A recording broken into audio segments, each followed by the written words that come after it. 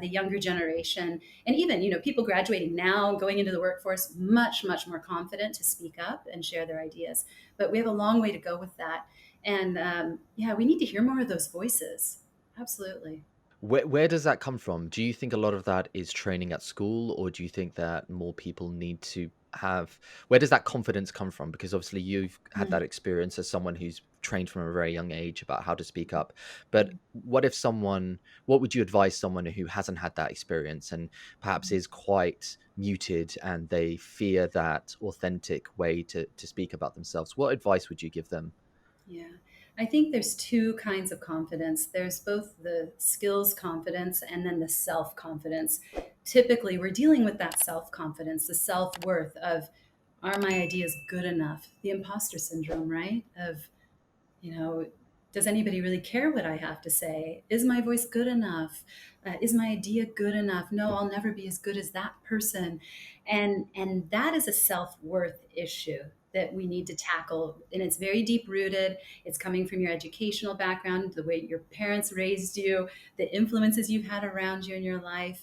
And it's something where we have to just start slowly making those baby steps to speak up a little more in that meeting, to try to turn up our voices just a little bit. Say, today I'm going to raise my hand in this meeting, right? Maybe prepare a little bit more so you know exactly what you want to say, and do that. Because I think sometimes we create stories in our heads that are so much worse than reality, right?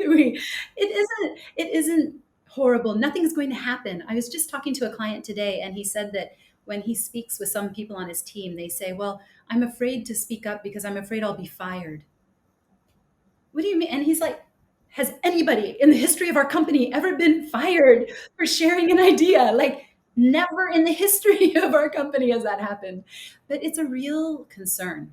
Okay, so the confidence could come from a toxic environment or where they feel like they can't speak up. It could come from this self-confidence, or it could be a skills gap. They feel like my English isn't good enough, my accent's too heavy, they won't understand me, I'm too embarrassed for whatever reason.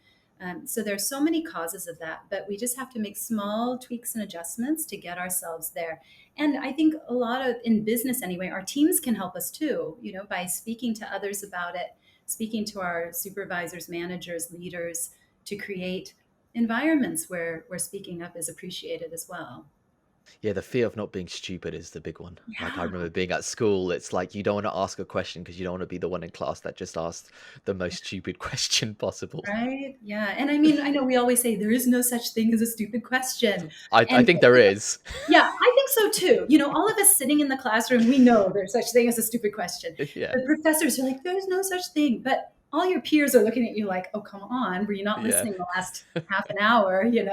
So, I mean, the reality and what we like to say and believe and all of the guru advice, there's a bit of a gap there. So yeah, let's get real. Let's admit that, yeah, sometimes your peers are going to think that you asked something stupid, and that's why we hold back. We're afraid. We're afraid of that judgment. We're afraid of being called stupid. We're afraid of being embarrassed.